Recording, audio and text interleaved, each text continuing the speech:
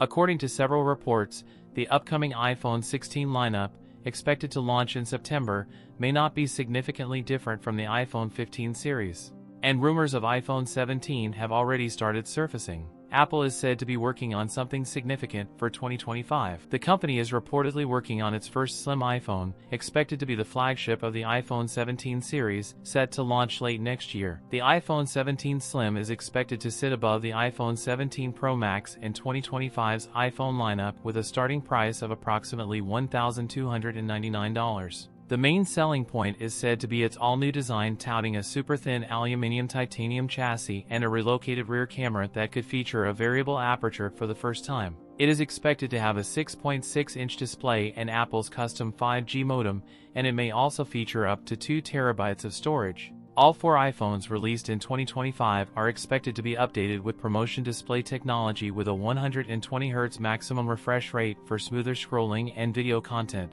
As for camera updates, Apple is said to be working on an updated 24-megapixel front-facing camera with a 6-element lens, and the iPhone 17 Pro Max could include an upgraded 48-megapixel telephoto camera, which would be an improvement over the current 12-megapixel sensor. The higher-end iPhone 17 Pro models may get Wi-Fi 7 and 12GB RAM, with the less expensive models to get Wi-Fi 6E and 8GB RAM. Apple will sell the iPhone 17 Slim alongside a standard iPhone 17, an iPhone 17 Pro, and an iPhone 17 Pro Max. Apple is said to be eliminating the Plus phone from the 2025 lineup due to poor sales. That's it for today's video. If you enjoyed it, don't forget to like, comment, and subscribe for more content. Thanks for watching, and I'll see you in the next one.